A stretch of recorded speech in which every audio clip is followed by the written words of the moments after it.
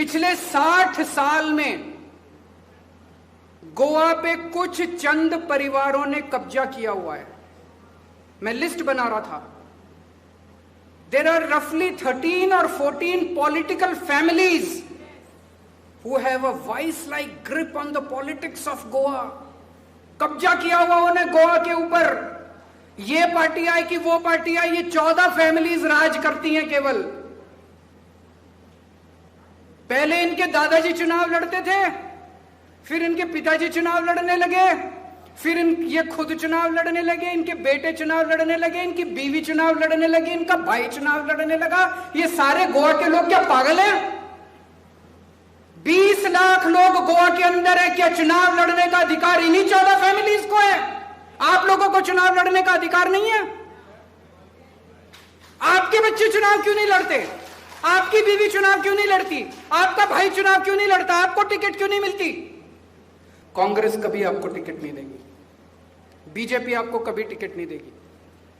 केवल आम आदमी पार्टी है जो वेंजी को और क्रूज को टिकट दे सकते हैं, जिनका ना बाप नेता था, ना भाई नेता था, ना दादा नेता था। इन फैमिलीज ने गोवा के सारे रिसोर्सेज पे कब्जा कर लिया है। सारे बिजनेस इनके हैं।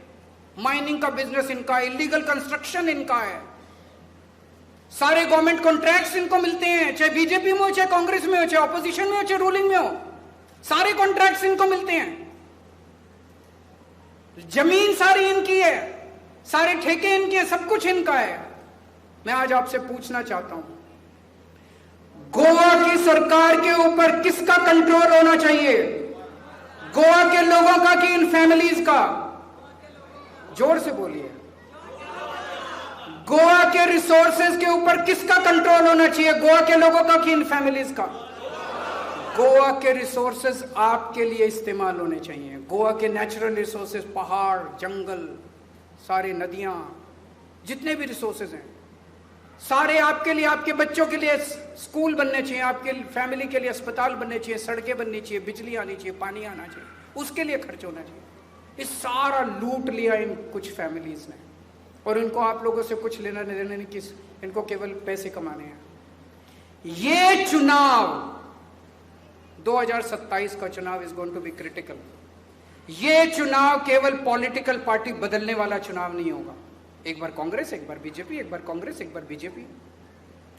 ये चुनाव सिस्टम बदलने का चुनाव होगा। इस सिस्टम को बदलना है। बीजेपी और Congress are a part of the same system. BJP और कांग्रेस एक ही सिस्टम है। कुछ फैमिलीज इधर है, कुछ फैमिलीज इधर है, इनके जॉइंट बिजनेस चलते हैं। जॉइंट बिजनेस है कि नहीं है? जॉइंट बिजनेस चलते हैं इन लोगों के। हमें बेवकूफ बनाते हैं, कहते हैं इस बार बीजेपी हार गई, इस बार कुछ नहीं हारता, ये सिस्टम काम करता रहता है। इस बार ये सिस्टम बदलना है, उसके लिए आपको काम करना है। So when you work for Aam Aadmi Party, be very clear, you are not working for Aam Aadmi Party, you are working for Goa.